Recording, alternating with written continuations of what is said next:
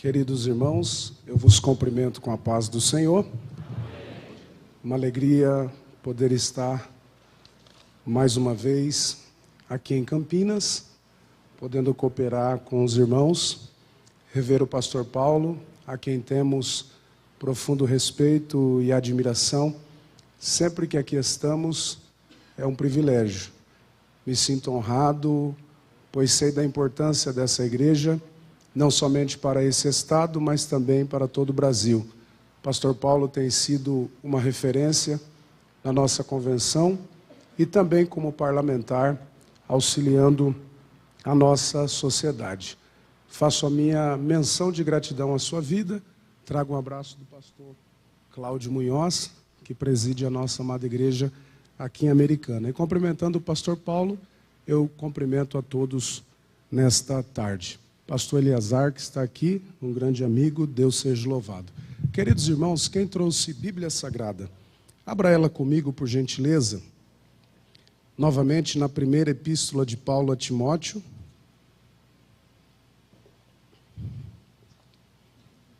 Capítulo de número 3. Nós leremos apenas o primeiro versículo e a parte B do segundo.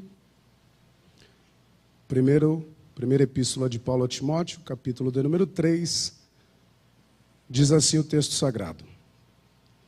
Esta é uma palavra fiel. Se alguém deseja o episcopado, excelente obra deseja. Convém, pois, que o bispo seja irrepreensível. Amém? Podeis tomar assento. Queridos e amados irmãos, a igreja em Campinas tem se debruçado sobre este texto, nesta última semana de escola bíblica, falando sobre a excelência no ministério. E desde o dia que fui informado de que estaria fazendo uma participação convosco nesta tarde de domingo, eu estive aplicando o meu coração acerca de uma reflexão que eu pudesse trazer aos irmãos com base no texto em que acabamos de ler. A bem da verdade, a minha reflexão partiu do princípio do legado que nós, desta última geração, recebemos dos nossos pais na fé. Porque a nossa igreja não começou agora, não foi sempre pujante como é. A nossa igreja começou em momentos difíceis, com homens à sua frente, sem a capacidade intelectual, teológica, em conhecimentos gerais que temos hoje. Homens simples na sua maneira de lidar, no seu trato, que começou o trabalho em casebres, nos lugares mais longínquos, nas periferias das cidades, para que pudessem eles pavimentar esta avenida e nos preparar o caminho que hoje temos, para que possamos então dar continuidade a este tão grande legado que recebemos. Quando falamos de legado, não estamos dizendo propriamente de herança, porque herança é aquilo que podemos deixar para alguém, aquilo que alguém poderá usufruir. Quando falamos de dinheiro, isso poderia ser herança, mas legado é aquilo que deixaremos nas pessoas, é aquilo que deixaremos como o maior exemplo da nossa maneira de viver e de lidar. E quando eu olho para tudo que esses homens realizaram ao longo da história, às vezes eu sinto a minha perna estremecer, porque grande é este mistério. E como um jovem pregador desta última geração, nós estamos na 5ª geração de pastores da Assembleia de Deus, às vezes eu me preocupo com aquilo que ouço dos meus companheiros que estão iniciando. Você chega diante de alguém e pergunta: você sabe o que é ministério? Para que você quer ingressar no ministério? E alguém diz: não, eu sei o que é ministério. Ministério é eu ter um lugar de evidência, é eu ter um lugar de destaque. E quando eles começam a falar, a gente se assusta, porque eles têm a base do ministério com as honrarias que alguém pode receber estando no ministério. Quando você pergunta para um jovem pregador qual é o princípio, qual é a motivação que te faz pregar, e ele diz: eu quero ganhar almas, mas quero ficar famoso e quero alcançar o mundo, que o meu nome seja conhecido. Você pergunta hoje para um cantor, qual é a premissa do seu ministério? E ele diz, eu quero que o meu nome seja assoprado pelas nações. Então, quando eu me recordo do meu saudoso, querido pastor, que me levou ao ministério, pastor Antônio Munhoz, e nas nossas reuniões de obreiros ele dizia, vocês querem saber o que é ministério? Ministério é 3 coisas, servir, servir e servir. Aqueles que se achegam para o ministério pensando que aqui será o lugar da honraria, dos reconhecimentos, dos aplausos, eles não permanecerão em nosso meio, porque o ministério ainda é trabalhar, trabalhar, trabalhar. Existem obreiros que se achegou aqui a esta tarde, que talvez não recebem o reconhecimento que deveriam ter lá nos trabalhos onde estão realizando, mas eles estão fielmente trabalhando para Deus, porque entender o princípio da chamada. Ministério não é para alguém que tentou ser um engenheiro, um advogado, um doutor, um médico, tentou de tudo, um empresário e não conseguiu. E depois que se decepcionou por não se dar bem em nada, vem para a igreja dizendo, agora eu serei um pastor, porque eu preciso vencer na vida. Ministério não é para quem quer vencer na vida. Ministério é para quem teria todas as possibilidades. Poderia ser qualquer outra coisa, mas resolveu abrir mão de tudo para cumprir a chamada que recebeu de Deus. Quantos chamados nós temos aqui nessa tarde? Porque Deus vai honrar o teu ministério, a tua escolha, Deus vai honrar a sua decisão. Recordo-me de quando Paulo escreve a sua carta aos Coríntios. Na primeira carta, no capítulo de número 4, ele começa dizendo assim, que os homens nos considerem como ministros de Cristo e dispenseiros dos mistérios de Deus. Além disso, requer dos dispenseiros que cada um se ache fiel. Paulo, quando vai tratar alguma coisa com a igreja de Corinto, vocês percebam que no início da carta, ele vem combater um culto à personalidade. Porque a igreja de Corinto, ela vai passar por 3 grandes crescimentos. O primeiro crescimento é numérico, a igreja cresce, avança, a igreja atrai pessoas. O segundo crescimento é financeiro, ela se torna uma igreja poderosa a ponto de ter condições para abençoar outras. Depois ela tem um crescimento espiritual. Vemos a manifestação dos dons espirituais dentro desta igreja. Então qualquer pastor em sã juízo gostaria de ser um pastor de uma igreja dessa, que cresce financeiramente, que cresce numericamente e que é cheia do Espírito Santo. Mas à medida que os dias vão se passando, um câncer vai se alojar no seio desta igreja. E este câncer é o culto à personalidade. É um partidarismo daqueles que não entendiam de fato qual é o princípio do ministério. Porque alguém no meio desta igreja levanta uma questão. Eu sou de Paulo. E o outro diz, não, eu sou de Apolo. E o outro diz, eu sou de Cristo. E a igreja começa a se dividir. Quando eles estão olhando um para o outro, e dizendo, eu sou de Paulo, eu sou de Cristo, eu sou de Apolo, eles estão dizendo, o culto aqui é a personalidades. Eu vou cultuar e vou trabalhar com maior intensidade para aqueles que eu tenho mais afeição. Mas dentro desta igreja não pode haver um culto a personalidades, porque para Deus a ferramenta que está à frente, a ferramenta que está falando, a ferramenta que está trabalhando é simples, é matéria-prima que ele pega para utilizar, mas a glória do trabalho é de Deus, porque no ministério, se Deus não abrir a porta da palavra, não tem quem pode abrir. Se Deus não curar enfermidades, não tem quem pode curar. Se Deus não convencer o pecador, não tem quem possa convencer. A glória do trabalho é de Deus, é Ele quem domina, é Ele quem tem o direito da adoração. Não cultue pessoas, cultue a Jesus. E Paulo continua dizendo, escute, eu plantei, Apolo regou, mas quem deu o crescimento foi Deus. E aí eu vou lá quando eu era pequenininho, na minha megalópole chamada Herculândia, no estado do Paraná. quando eu era garoto, trabalhando na roça, e eu tinha um costume de ficar plantando. Lançava semente, regava, e eu não tinha aquela percepção. Abria, arrancava para ver se já germinou.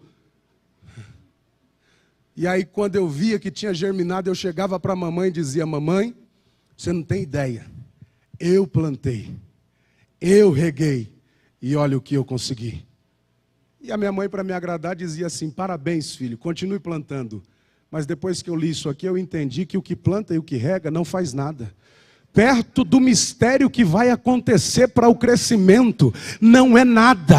Aqui não importa quem é que vai pregar, aqui não importa quem é que vai pastorear, porque o plantar e o regar é nada, perto do que Deus vai fazer em dar o crescimento. Não adianta você dirigir uma igreja para dizer que você é capaz, que você pode, e depois que você sair de lá, que o trabalho foi maravilhoso, você bater no peito e dizer: fui eu que fiz, fui eu que realizei, fui eu que fiz acontecer. Quem fez acontecer foi Deus. A glória é do Senhor.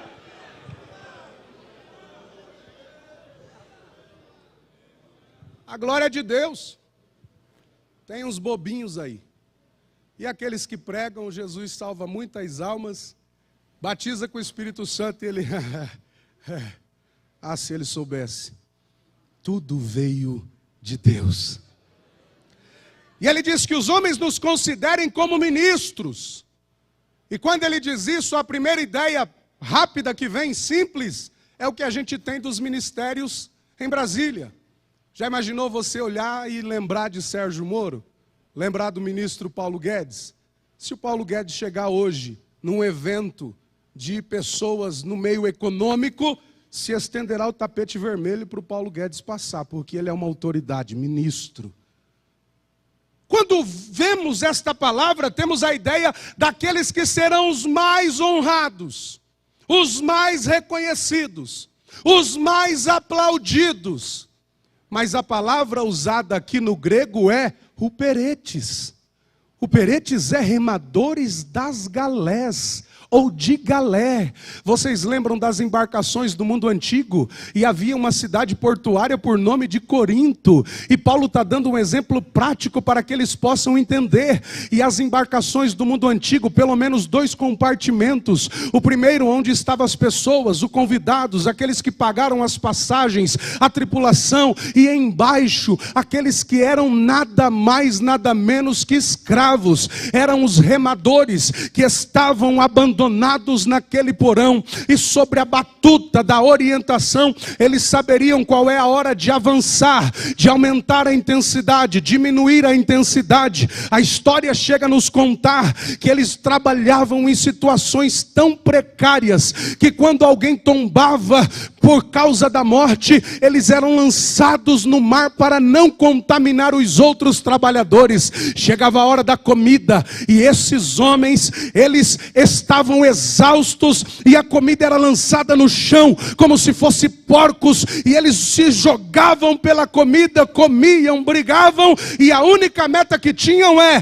trabalhar e remar, trabalhar e remar, trabalhar e remar, enquanto os convidados estavam desfrutando das melhores paisagens, daquelas benesses da viagem. Ele só sabia o que era trabalhar e remar, trabalhar e remar, trabalhar e remar. Quando Paulo diz que os homens nos considerem como ministros, ele não está dizendo daqueles que serão maiores em honraria, que terão tapete vermelho para andar enquanto caminham na terra, mas ele está dizendo aqueles que vão trabalhar e remar, para que a embarcação possa chegar no porto desejado. Esta embarcação deu início à sua viagem lá no Calvário, e só terminará quando chegarmos nas mansões celestiais. E enquanto isso, Deus espera de mim, de você. Vai trabalhando e vai remando, vai trabalhando e vai remando, vai trabalhando e vai remando. Que os homens nos vejam como trabalhadores que não soltam o remo, que os homens nos vejam como trabalhadores que não tem vontade própria, que os homens nos vejam como trabalhadores que farão esta embarcação chamada igreja chegar ao porto desejado. Ei, obreiro de Deus, talvez lá na tua congregação ninguém te valorizou como você gostaria, mas vai remando, vai remando, vai remando, porque Deus está te vendo. Eu sinto uma autoridade aqui, vai perdoando porque eu ainda sou garoto. Eu sinto uma autoridade de Deus aqui, e Deus manda eu dizer para alguém que chegou aqui a ponto de desistir: não larga o teu remo, a tua chamada é para remar. Reme!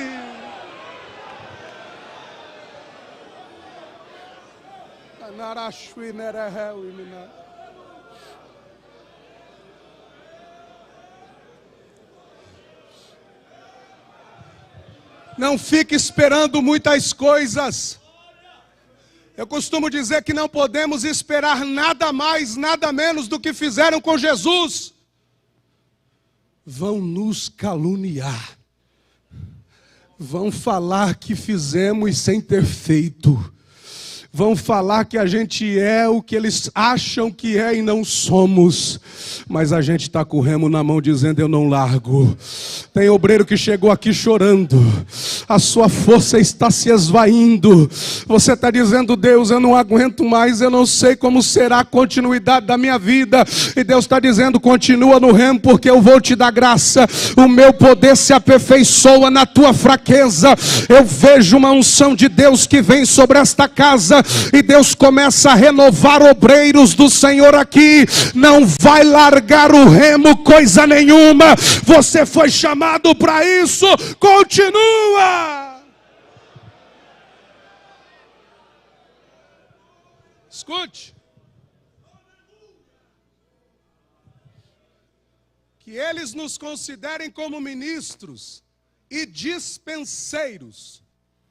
Quando Paulo usa a palavra dispenseiro aqui, a palavra grega utilizada é oikonomos. Oikonomos é aquele que tem a chave da dispensa. E ele é o mordomo-chefe, responsável por prover a comida sobre a mesa. A gente vive numa época que o povo está com tanta fome. Mas a maior fome que esse povo desse mundo tem não é de pão. A maior sede não é de água. A maior fome que o povo tem é da palavra de Deus. O povo aí fora está faminto pela palavra. E enquanto isso tem homens por aí lançando inovações. Não, vamos fazer aqui o gospel. Vamos aqui pintar as paredes de preto e fazer um negócio que aí vai ser mais atrativo. E vai tirando a palavra da mesa. Vai deixando de lado a chave da dispensa. Porque já não tem mais acesso para providenciar o pão. Paulo está dizendo que os homens vejam vocês como trabalhadores e como aqueles que vão entrar na dispensa de Deus. Pegar o alimento e entregar para aqueles que estão necessitados. Ei, Deus está querendo nessa última hora que sejamos obreiros compromissados com a palavra. Eu estava dizendo de legado, e a gente é resultado de homens que não tinham conhecimentos teológicos, que não sabia dos vernáculos linguísticos da nossa língua, que não tinham patentes de graduação, mas eram homens que abriam a boca e o milagre acontecia e a alma aceitava Jesus. É porque tinham a chave da dispensa, abria a dispensa de Deus e colocava alimentos sobre a mesa. Ai, Jesus, a igreja não está precisando de obreiro que fala bonito. A igreja não está precisando de obreiro que se veste com 20 cor num terno. A igreja está precisando de obreiro que ame a palavra, que queira a palavra, que respire a palavra, que deseje a palavra, que pregue a palavra. Ei, meu Deus do céu. E eu não sou plaquista, mas é por isso que eu amo o Ministério do Belém, porque aqui vocês amam a palavra. Nós amamos a palavra. A palavra ainda é prioridade. Quem tem uma chave aí, nem que for de carro, tem alguém com chave aí? Tem? Levante a sua chave assim. E aqui eu não vou dar chave para ninguém não, pode ficar em paz, você já tem a sua. Cadê? Na galeria tem alguém com chave? Aí eu te pergunto, e a chave da despensa de Deus está aí ainda?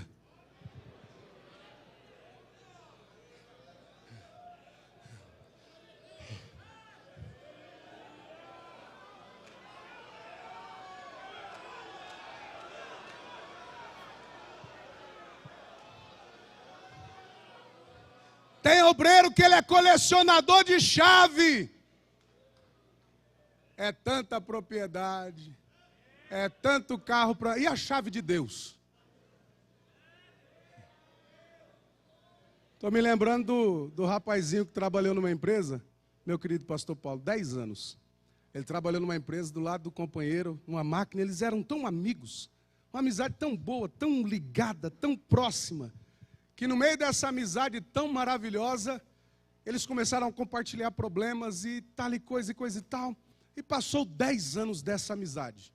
Eles falavam um para o outro assim, isso aqui, ó, tem amigo que a gente ama mais que irmão, isso é amigo. Aí um deles vai para a igreja. Num culto de domingo, o pregador tinha a chave de Deus. Aquele amigo foi e aceitou a Jesus. Mas ficou numa alegria. E ele nem dormiu pensando, quando eu chegar na empresa, a primeira coisa que eu vou falar para ele é, eu conheci Jesus. E ele vai resolver os meus problemas. E vai resolver os teus também. Aí quando ele chegou na empresa e falou, amigo, você não sabe da maior. Eu descobri uma fonte de alegria, olha como eu estou. E o amigo dele disse, rapaz, conta para mim, porque eu também quero. E ele falou assim, agora eu sou crente, eu aceitei a Jesus. Aí o amigo falou, então a paz do Senhor, porque eu também sou. Aí ele, misericórdia. Eu compartilhei para você que eu sofri tanto com depressão. Eu compartilhei para você que o meu casamento estava acabando. Eu passei aquele problema com meu filho, e aquela enfermidade quase o levou. E há quanto tempo você, desde que eu nasci, você é crente a vida toda e nunca me falou de Jesus? Obreiro que perdeu a chave. Mas Deus nessa tarde está dizendo para alguém, eu quero renovar teu ministério.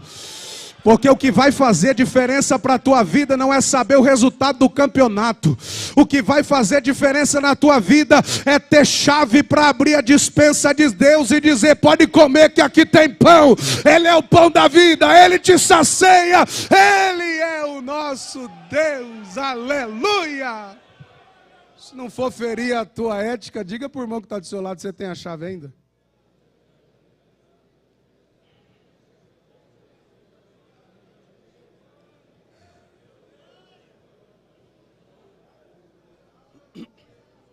Escute, os que desejam cumprir o ministério com excelência, precisarão entender que o ministério é servir e alcançar pessoas, trabalhar em prol de almas do reino. A segunda coisa que precisamos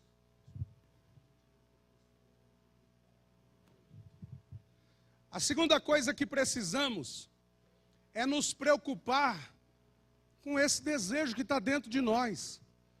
Paulo começa escrevendo e ele diz assim, esta palavra é fiel, se alguém deseja, excelente obra deseja. E o desejo em si, ele é bom. Desejo fala de aspiração, querer, vontade, anelo, pretensão, propósito. Então desejar algo é bom. Mas eu tenho que tomar cuidado com o que pode acompanhar esse desejo. Porque tem pessoas que têm aspiração, querer, vontade, anelo, pretensão de propósitos, mas junto com isso ele também tem ambição, cobiça, sede, desenfreada por poder, ganância, e Deus não tolerará isso em nosso ministério. o irmão aceitou Jesus ontem, é cooperador, e ele já está olhando dizendo assim, daqui uns dias eu estou lá em cima. Você pergunta, irmão, você já lavou um banheiro da igreja? Você sabe o que é olhar um carro? Não, meu negócio não é para isso não, meu negócio é lá em cima. Ele não tem desejo, ele tem ganância. E Deus vai colocar algo para impedir ele, porque ele não tem chamada de Deus. Escute bem, não importa qual é a vocação que Deus te chamou. Quando Paulo diz aos Coríntios 7:20, na sua primeira carta, ele diz, cada um fique na vocação que foi chamado. Escute bem, se Deus te chamou para ser pastor, glória a Deus pelo teu ministério, mas se Deus não te chamou, fique aonde Ele te colocou, porque a glória aqui é de Deus. Não importa se você é pastor, se você é presbítero, se é um cooperador, o que importa é que Deus está sendo glorificado pelo teu trabalho. Em 2011 eu passei uma luta terrível. Eu tinha uma agenda e um congresso e eu disse, eu não vou. E a minha esposa diz, vai. Coisa boa é obreiro que casa com mulher crente. Vai porque Deus te chamou para isso. Eu disse, então eu vou para não ficar feio para ela, mas só Deus sabe como eu estou. E aí quando eu cheguei na igreja, tinha uma escadaria na frente da igreja, quando eu coloquei o primeiro pé, uma irmã está lá na porta escorada assim. Daquele jeito. E a hora que eu coloquei o pé, ela disse, glória a Deus, porque Ele já chegou. Falei, misericórdia, só que me faltava. Na luta, na prova, eu disse, irmã, por quê? É porque eu estava fazendo almoço hoje, o nome dela é Neuza. Enquanto eu fazia o almoço, Jesus me dizia, para tudo e vai orar. E ela pegou e disse, eu falei, mas que obra é essa? Ela disse assim, não, é que Jesus me falou que se eu não orasse, você não chegava. E eu parei tudo e passei a tarde inteira de joelho dizendo, Senhor, visita ele, aonde ele estiver. Vai enchendo ele, vai dando graça para ele, vai levantando ele, vai agindo na vida dele. E naquela noite eu preguei e por bondade dele, Jesus salvou alma, batizou com o Espírito Santo. E até teve quem pensasse, que pregador, mas não era, é a Neuza que estava de joelho. Se Deus te chamou para orar, ore, ore, ore, ore, ore. Seja o que Deus quer que você seja, aleluia. Fica onde Deus te chamou. Que tem obreiro que ele é uma benção como diácono. Quando ele sobe para o púlpito,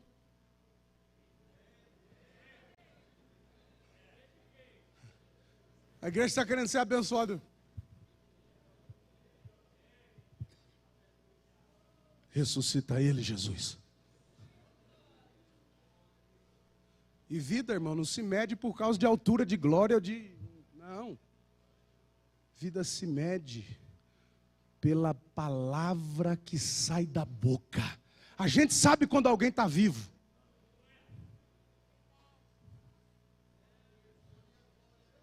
Precisamos ter o desejo certo.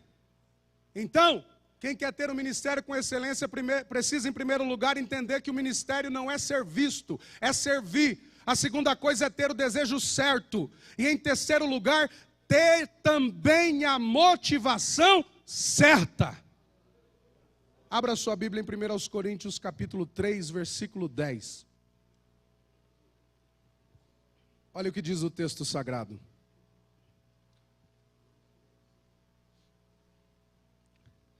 Segundo a graça de Deus que me foi dada, pus eu, como sábio arquiteto, o fundamento, e outro edifica sobre ele.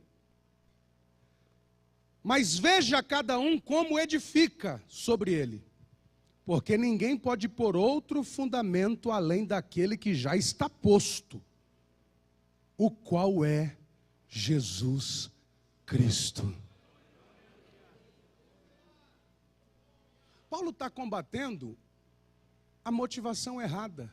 E ele diz, não adianta você querer fazer uma inovação para tentar com os seus métodos e da sua maneira, achar que você descobriu a América e agora você pode mudar tudo que já foi feito. Não, o edifício vai ser construído com as tuas obras, mas o fundamento já está posto, e o fundamento é Jesus. Não adianta querer colocar o fundamento em você, porque não vai dar certo. O fundamento é Jesus, Ele é o centro. O sucesso da Igreja Assembleia de Deus está que o fundamento dela está em Cristo Jesus. Ele é o centro da igreja. Então cuidado com as tuas ações, porque naquele dia a Bíblia Sagrada diz que as nossas obras serão provadas, elas serão apresentadas, lançadas no fogo, e naquele dia se revelará, quando as obras forem lançadas, se elas são ouro, prata ou pedras preciosas, ou então madeira, feno e palha. Aquele dia vai chegar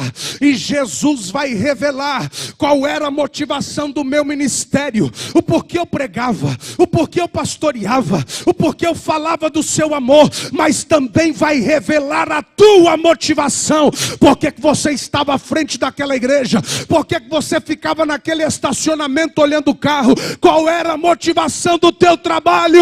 Mas fica tranquilo, porque aqueles que estão remando com fidelidade, eles serão galardoados por Deus, e Deus vai trocar a tua cruz pela coroa, e vai dar honra para o teu ministério, galardoando você na eternidade. Levante a tua mão se não for te constranger, mas hoje Deus te diz nesta tarde, eu vou te recompensar. Continue fiel, continue com a motivação certa, continue fazendo do jeito certo, é a motivação que te dará a recompensa. Aqui não tem aquele negócio, os fins justificam os meios, não. Aqui é o meio certo, com a motivação correta, para chegar no final do jeito certo. Eu louvo a Deus pela vida da minha querida mãe, que continua lá na nossa megalópole no interior do Paraná. E toda vez que ela me liga, ela continua me dizendo, que você seja uma bênção.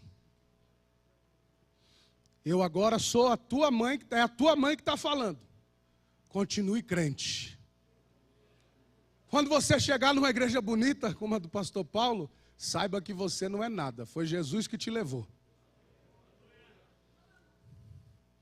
Que sejam sempre alvas as tuas vestes, e que nunca falte o óleo sobre a tua cabeça. Se você não mudar a tua motivação, não vai faltar óleo na tua cabeça, a tua veste não vai se manchar, você vai continuar sendo um obreiro ilibado, crente de respeito, porque a noiva de Cristo sabe quem é e quem não é, a noiva conhece a voz do noivo. Ei, continue, mas com a motivação certa. Ainda hoje, a gente voltava da escola dominical e eu dei uma carona para um irmão e comentei que estaria aqui, diz, ora por mim, porque hoje eu tenho um desafio de gigante. E ele me diz assim, pastor, que maravilha, conta qual é o segredo.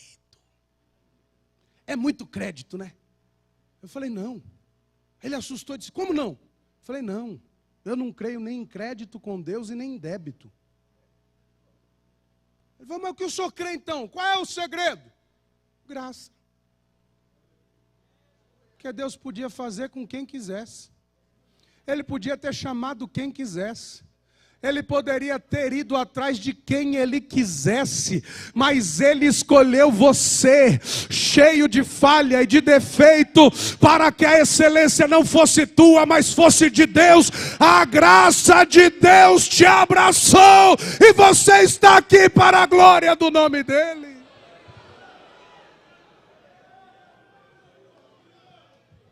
E eu vou concluir. Quem quer cumprir com excelência tem que aprender a servir, ter o desejo certo, com a motivação certa. E para de fato receber o selo de excelência no ministério, é preciso se tornar tornar-se irrepreensível.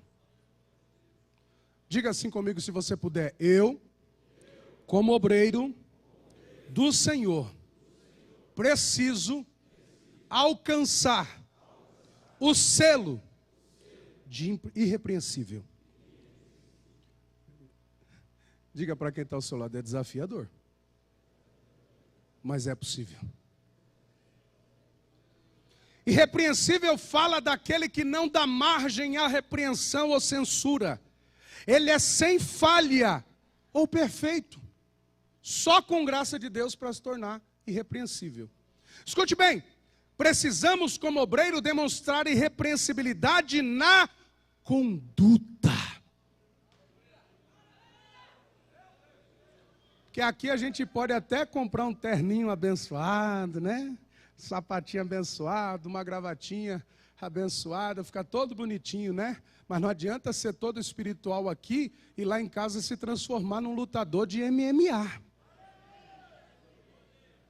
Qual é a receita para ter uma conduta irrepreensível? Continue com a Bíblia aberta no capítulo 3, a Timóteo, o nosso querido pastor leu com maestria, diz assim: convém, pois, que o bispo seja irrepreensível. E aí eu vou falar, mas é a Bíblia que está dizendo. Marido de uma só mulher.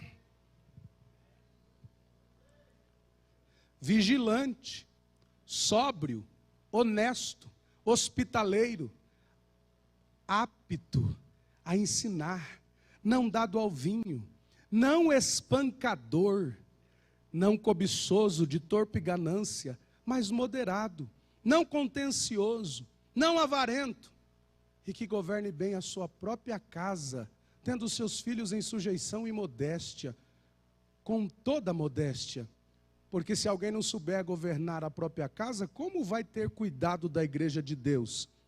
Aqui mora um que é fantástico, não neófito, para que, ensoberbecendo-se, não caia na condenação do diabo. O camarada é obreiro, chamado por Deus, homem de Deus, mas é neófito, fica agindo como menino.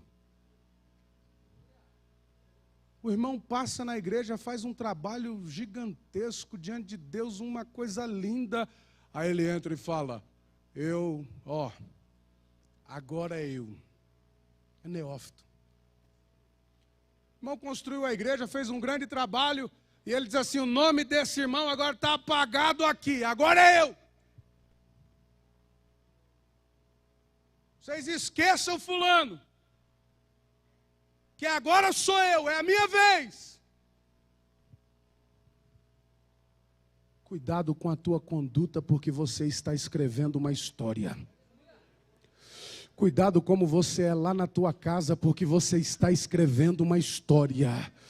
Um dia desses eu encontrei uma moça que disse, eu não quero a igreja, porque meu pai era um santo no púlpito, mas era uma, perdoe a expressão, desgraça dentro de casa, porque nunca deu testemunho de crente. Eu não quero o Deus que ele serve, porque se Deus aprovou ele, esse Deus eu não quero para a minha vida. Igreja do Senhor, obreiros do Senhor, eu falo com temor e tremor na minha alma. Construímos hoje, façamos hoje uma carreira com uma conduta de crente.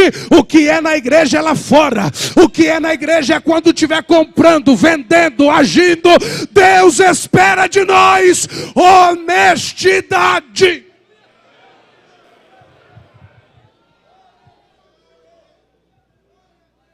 A segunda coisa que precisamos ter é irrepreensibilidade no serviço.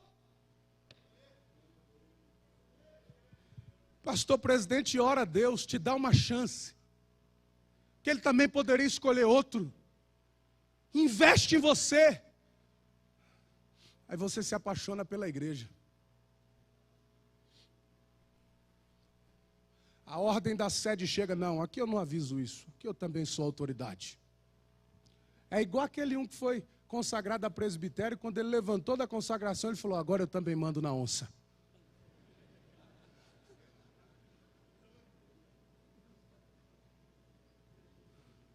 Seja irrepreensível no seu trabalho, porque enquanto você luta contra a sede, Deus nunca vai prosperar a tua vida. Eu me lembro de Hegai, capítulo 2 de Esther, versículo 8. O Assuero precisa de uma nova mulher, uma princesa. Todas elas ficam diante dele, dos cuidados de Hegai. E a Bíblia diz que o Hegai, todas elas estavam debaixo da sua mão, e não na sua mão. Porque está debaixo da mão fala de cuidado, proteção e zelo. Na mão fala de possessão, domínio e direitos de usufruir. O que você está querendo dizer, pastor?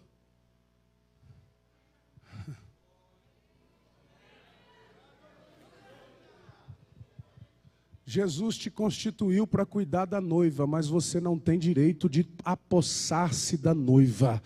A noiva tem dono, e o dono dela é juiz de todas as causas. Ela está debaixo da tua mão, mas não está na tua mão. Não adianta começar a liderar um departamento e começar a achar que você já é dono da noiva. Não toca na noiva, porque o dono dela vai pelejar contra você. O que tem de obreiro apaixonado pela igreja de Deus, conserta a tua vida, porque Deus não permitirá que ninguém toque na noiva que Ele estabeleceu. A noiva é de Cristo, a noiva é de Cristo, e a gente vai zelando, cuidando, guardando, a gente vai protegendo, a gente vai investindo, mas é o noivo que é o dono dela, e um dia Ele virá para buscar a sua noiva, e nós como obreiros, trabalhadores, apresentaremos dizendo: aqui está a parte que me foi confiada. Eu não toquei na noiva, eu não usufruí da noiva, eu não roubei a noiva, eu servi com irrepreensibilidade. Eu sei que é difícil dar glória, mas Jesus está dizendo na casa hoje: não toca na noiva porque ela é minha. Ai, Jesus, quem pode dar glória? Pode levantar tua mão e adorar, porque Ele não permite que toque nela.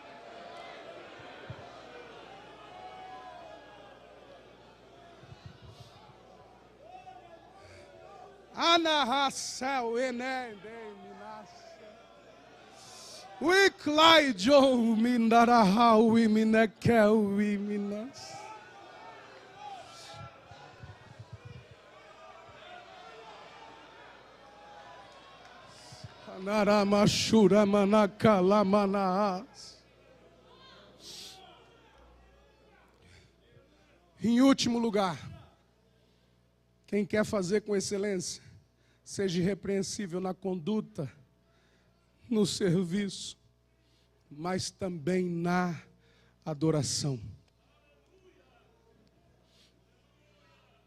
Encerro aqui. Está cheio de obreiro café com leite por aí.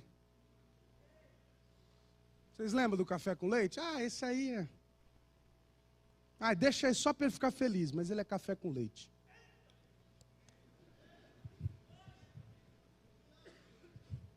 Diga assim comigo: ministério é incondicional. Ponto final. Ou é ou não é. Ou tem chamada ou não tem. Ou é obreiro aprovado, ou é qualquer coisa. Saudoso pastor Munhoz dizia assim: obreiro é fácil, quero ver se é aprovado. E ele te amava muito, viu, pastor Paulo? Sempre tratou o senhor com muita honra, nosso querido saudoso pastor Antônio Munhoz. Escute, ministério é incondicional. Tem dia que o pastor chega aqui, ou lá na sua congregação, você mesmo, arrastando.